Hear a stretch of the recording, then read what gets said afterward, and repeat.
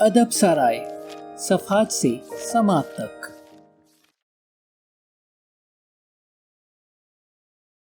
اب تک کے ساتھ اور تعاون کا شکریہ، مزید تعاون کے منتظر۔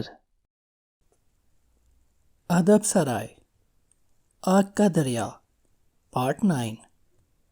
جانوروں کو مارنا ہزاروں برسوں سے برہمنوں کا خاص مشغلہ رہا ہے۔ جب یہ آریہ مشرقی یورپ اور وسط ایشیا کی چراگاہوں گاہوں میں گھومتے تھے تب زندہ رہنے کے لیے اور گرم رہنے کے لیے درندوں کا شکار ان کے لیے ضروری تھا۔ اسی وجہ سے گنگا اور جمنا کے انتراودی علاقے میں آن کر بسنے کے بعد بھی ان کی معرفت اور ان کے فلسفے کے ارتقاء میں جانوروں کے خون بہانے کا بڑا دخل رہا ہے۔ ان کی کوئی عبادت قربانی کے بغیر ممکن نہیں ہوتی تھی۔ سام ویدوں کے اصولوں کے مطابق قربان گاہ ایک زبردست رمزیت کی حامل تھی۔ خود تخلیق کائنات مابعد طبیعت کے نقطۂ نظر سے ایک عظیم آفاقی قربانی تھی اور کائنات کی کلیت اور اس کی بقا کی علامت تصور کی جاتی تھی۔ چکرورتی راجا کے لیے گھوڑے کی قربانی لازمی تھی۔ کھیتوں کے اس پار الاؤ روشن کیے جا رہے تھے۔ بہت دور گاؤں کے سرے پر چوپال میں محفل جمی تھی۔ بھاٹ جنگ عظیم کی داستان سنا رہا تھا۔ شام کے مکمل سناٹے میں ہوا کے جھونکے کے ساتھ اس کی پاردار آواز کی لہر تیز ہوئی، گوتم کی کٹی سے آ ٹکرائی، پھر خاموشی چھا گئی۔ لیکن گوتم کا دل دھڑکتا رہا۔ یہ سناٹے مجھے طرح طرح کی داستانیں سناتے ہیں، الفاظ کے خاتمے میں بھی میری نجات نہیں، گوتم نے اپنے آپ سے کہا اور ہری شنکر کو دیکھتا رہا۔ قربانی کا تصور، لڑائی کا فلسفہ، جنگ اور امن کا مسئلہ، یہاں برہمن تلوار لیے گھومتے تھے اور شتری فلسفی بن جاتے تھے۔ ورن اور جاتی کی تفریق ابھی شدید نہیں تھی۔ نینی شاستر ویدوں اور اتہاس پرانوں کی تعلیم برہمن اور شتریہ دونوں کے لیے لازمی تھی۔ ویدوں کے عہد میں پتھی گرت اگنی، راستے تیار کرنے والی مقدس آدش کی عبادت گھنے جنگلوں میں پک ڈنڈیاں بناتی مشرق تک پہنچ جاتی تھی۔ پورب میں گوتم نیلمبر کے سفید فام ہم قوموں نے ناگاؤں کو اپنی تہذیب کے دامن میں سمیٹا۔ پچھم میں سندھو کے کنارے بسے ہوئے شہروں پر اندر کا قہر ٹوٹا۔ ہریوپیا کا نگر میدان کارزار میں تبدیل ہو گیا، جہاں نادر کے ذرہ بختر میں ملبوس سپاہی لڑے اور فتح یاب ہوئے۔ سندھو کا شہر، جہاں کوہنیوں تک کپڑے پہنے ہوئے، ماتھے پر تلک لگائے ہوئے، گلے میں سیاہ پوت پہنے، کندن کے رنگوں والی سہاگنیں شیو، درگا، دیپ، لکشمی اور پیپل کی دیوی کی آرتی اتارتی، یہ لوگ جنہوں نے اپنے تمدن کو راجستھان، سوراشٹر اور پچھمی اتر پردیش تک پھیلایا تھا۔ ایک روز شمال مغرب کے اونچے پہاڑوں کے اس پار کسی انجانے دیش سے گویا اندر مہاراج کا سب سے رفتار جنگی رتھ آیا تھا اور ان سب کو رونتا ہوا آگے نکل گیا۔ برہمورت پہنچ کر یہ سنہری رتھ رک گئے اور ان لوگوں نے اندر پرست آباد کیا اور حمدیں لکھیں اور موسیقی تیار کی۔ اب تہذیب کے مرکز اندر پرست اور یادو خاندان کی راجدھانی سے ہٹ کر مشرق تک آ چکے تھے۔ یہ ایودھیا اور شراوستی اور اجینی کے عروج کا زمانہ تھا۔ مگدھ اور اتر کوشل کے انتہائی مہذب باشندے اب شمال مغرب اور سرسوتی کے اس پار رہنے والوں کو نیم وحشی اور جاہل گردانتے تھے۔ گوتم نیلمبر کی تاریخ عظیم ناموں سے پر تھی۔ ان میں سے بہت سے نام اب روایت اور اسرار کے دھندلکے میں جا چھپے تھے، جس طرح ہماوت کی اونچی پہاڑیوں پر دھند جمع ہو جاتی ہے۔ گوتم کو ماضی سے ڈر لگتا تھا۔ کیا ضرورت تھی، کیا وجہ تھی کہ ان سب کا یہ تسلسل قائم تھا، جاری و ساری، اور کب تک ایسا رہے گا؟ شری رام چندر کے عہد سے دوار پار شروع ہوا تھا، جس کا اختتام جنگ عظیم پر ہوا۔ مہابھارت کے بعد شری کرشن کے عالم موجودات سے روپوش ہونے کے ساتھ ہی کالی یگ شروع ہو گیا، جو کہ اب تک باقی تھا۔ اس کالی یگ میں کیا ہوگا؟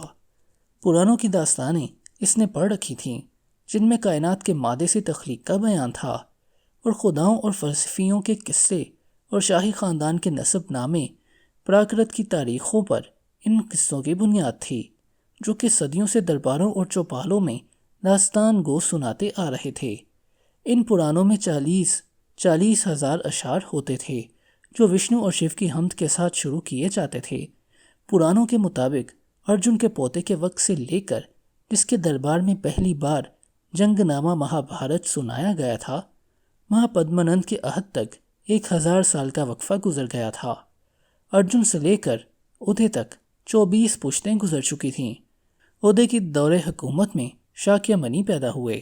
گوتم نیلمبر نے نظریں اٹھا کر شنکر کو دیکھا، جو کہ بڑی دلچسپی کے ساتھ پیتل کی ایک تختی پڑھنے پر مصروف تھا۔ کھڑکی کے باہر گیندے کے پھول غروب آفتاب کی روشنی میں قرمزی نظر آ رہے تھے۔ گوتم کی جھنجھلاہٹ بڑھتی گئی۔ اس کا فیصلہ کرنے والا کون ہوگا کہ کون کس سے بہتر ہے؟ کس نے کس پر فتح پائی؟ کون کورو ہے، کون پانڈو؟ جنگ عظیم آج سے سینکڑوں برس قبل کروکشیتر میں لڑی گئی تھی، اور ہستینا پور کے ان بہادروں کے قصے جنہوں نے دروپدی سے بیاہ رچانے کے بعد اندر پرست کا ایسا خوبصورت شہر آباد کیا تھا، گانے والے وینا اور مردنگ بجا بجا کر گاؤں گاؤں سناتے پھرتے تھے۔ سورماؤں کا تذکرہ رگ وید اور قدیم ترین برہمن ادب میں موجود تھا، جس میں ہر چیز اصل سے رمی دکھائی دیتی تھی۔ بادلوں کی گرج، ہاتھیوں کی چنگاڑ، عظیم مارکے، دلاور سورما، نورانی رشی، آسمانی سنگیت، پریوش لڑکیاں، شکنتلا ویمنسٹی کاشی کے راجا کی بیٹی امبا، یہ سب طلسماتی ہستیاں 1500 قبل زندہ رہی ہوں گی، انہی جگہوں پر چلتی پھرتی ہوں گی۔ یہ سب سوچ کر گوتم کو بڑا عجیب سا لگتا کہ ایک وقت تھا کہ نرمدا اور تاپتی کے درمیان راجا نل کی حکمرانی تھی، ویمنسٹی برار کی راج کماری تھی، سیتا مہارانی کے بابا کا ملک اسی گنگا کے اتر میں گندک ندی کے کنارے آباد تھا۔ پل کی پل میں وہ سارا زمانہ داستان میں تبدیل ہو گیا، اور یہ وقت جس میں وہ زندہ تھا وہ خود گوتم نیلمبر، برہمن، ہری شنکر، بھکشو جو کہ کھڑکی کے پاس بیٹھا مطالعے میں مصروف تھا، اور ایودھیا کے چمپک اور باہر آشرم کی کنج میں ٹہلتے ہوئے طالب علم، یہ سب کے سب ایک آن میں ماضی کے دھندلے، ناقابل یقین، غیر حقیقی کرداروں کی حیثیت اختیار کر لیں گے، جن کی کائنات کے وقت کے بہتے ہوئے سمندر میں کوئی حیثیت نہیں ہوگی۔ بھیم، دریودھن، کرشن، ارجن، اگر کسی وقت مجھے جنگ میں شامل ہونا پڑ گیا تو میں کیا کروں گا؟ اس نے چوروں کی طرح ہری شنکر کو دیکھا۔ اکھلیش کہہ رہا تھا کہ جنگ کوئی دن جاتا ہے کہ چھڑ جائے گی، تم لڑو گے؟ اس نے ایک لخت با آواز بلند سوال کیا۔ ہم محض اپنے خیالات کا نتیجہ ہیں، ہری شنکر نے جواب دیا۔ لیکن کیا تم لڑو گے؟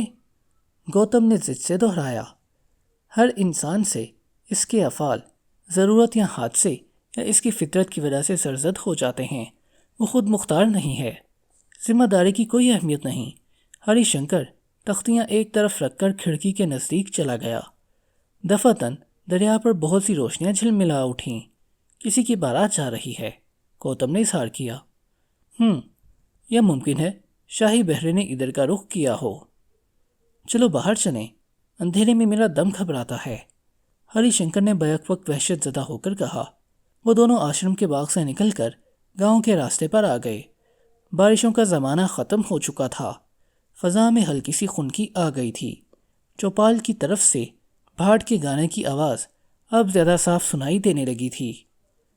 گوتم خاموشی سے شنکر کے ساتھ ساتھ چلتا رہا، پھر ٹھٹک کر اس نے اداسی سے کہا، تم خود پرست ہو ہری شنکر، تم کو دوسروں کی پرواہ نہیں، اپنے ذہن کے بل پر اپنے آپ کو ارہت کے درجے پر پہنچا دینا کون سی بڑی بات ہے؟